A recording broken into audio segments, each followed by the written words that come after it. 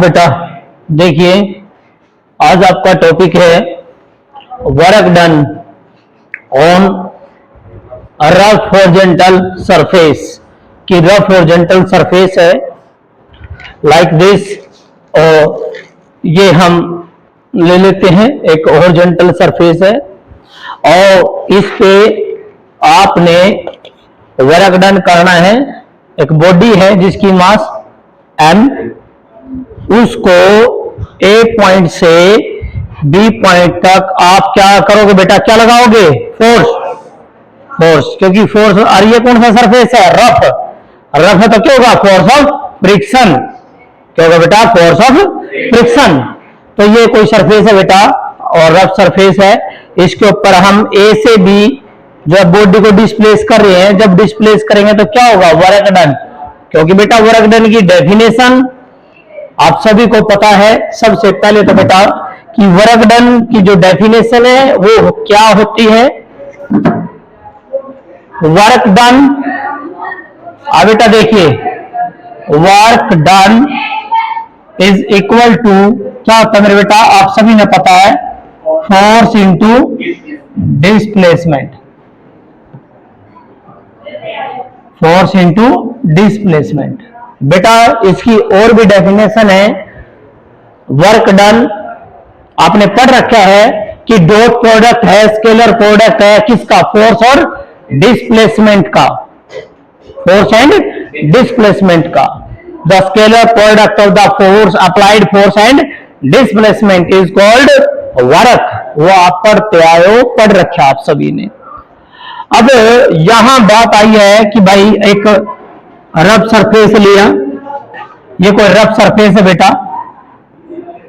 Rough horizontal surface है, और इसके ऊपर कोई बॉडी है बेटा, ये कोई बॉडी है और ये बॉडी, कोई भी बॉडी है बेटा, ये जो पॉइंट है दैट इज ए पॉइंट। क्या ये ए पॉइंट? तो ए पॉइंट से कहां जाएगी? ये बी पॉइंट पे। कहां जाएगी बेटा? बी पॉइंट पे गई ये बॉडी। ये पॉइंट आपका जो बेटा that is the B point, और इनके बीच में जो सेपरेशन है, डिस्प्लेसमेंट करेगी बॉडी, वो कितना करेगी? एस। डिस्प्लेसमेंट कितना बेटा? एस है। नाउ बॉडी तो कैसे डिस्प्लेस करेगी? जब आप फोर्स लगाओगे। बॉडी कब डिस्प्लेस करेगी बेटा? जब आप फोर्स लगाओगे। तो मेरे बच्चों आपने फोर्स लगाया, ये अप्लाइड फोर्स सभी को पता है, P is the applied force and force of friction क्या होता है बेटा? हमेशा अपोजिट है। ये जो है इन दो सरफेस है, ये सरफेस इन कॉन्टेक्ट जो है बेटा, यहां पर क्या बनेगा? Force of friction. क्या बनेगा बेटा? Force of friction. जो अपोजिट है ये, यहां पर जब बॉडी यहां आएगी तो ये यहां होगा, फोर्स ऑफ फ्रिक्शन। ठीक है। और जो अप्लाइड फोर्स है वो जो है बेटा, ये वाला जो अपना अप्लाइड फोर्स है, P is the applied force. तो आपने क्या लिया? एक बॉडी ली जिसकी मास कितनी है? m। Let us consider a body of mass m। ठीक है, let us consider a body, let us consider, हम कंसीडर करते हैं बेटा, consider a body of mass कितनी है बेटा? m। ठीक है। इज डिस्प्लेस्ड, उसको हमने डिस्प्लेस कर दिया बेटा, इज डिस्प्लेस थ्रू कितना? डिस्प्लेसमेंट। डिस्प्लेस थ्रू कितना बेटा? डिस्प्लेसमेंट कितना है? Through displacement s, through displacement s by applying force, by applying force, by applying a force. कौन सी फोर्स है बेटा? कौन सी फोर्स अप्लाई करी आपने? P अप्लाई करी, and we know that force of friction क्या होगा? एग्जिस्ट होगा, क्योंकि कैसा सरफेस है? रफ है बेटा, सभी को पता है। ये बॉडी है तो इसका वेट क्या होगा? Vertically downward, and that is mg। और वेट किससे बैलेंस होता है मेरे बच्चों? सभी को पता है इस बात का, आप सभी को पता है ये बात भी कि वेट जो बेटा किससे बैलेंस होता है? R, नॉर्मल रिएक्शन R से। तो ये जो बॉडी है इसका वेट क्या होगा? Vertically downward m into g and that is balanced by normal reaction R. बात क्लियर है? नाउ अब आप वर्क कर रहे हो बेटा, वर्क A से B गई बॉडी, तो let W is the amount of work done.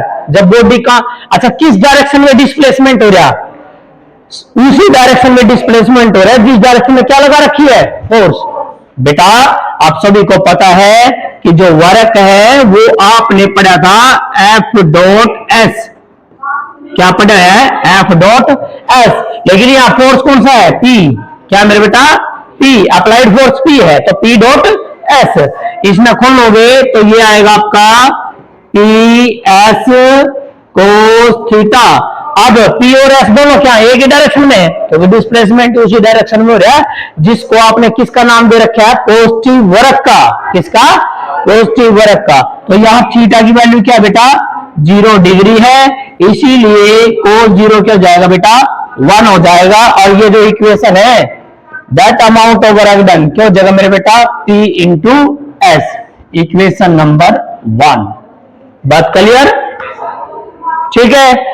अब देखो यहां पर क्या वर्टिकल में मोशन हो रही है, वर्टिकल में नहीं हो रही।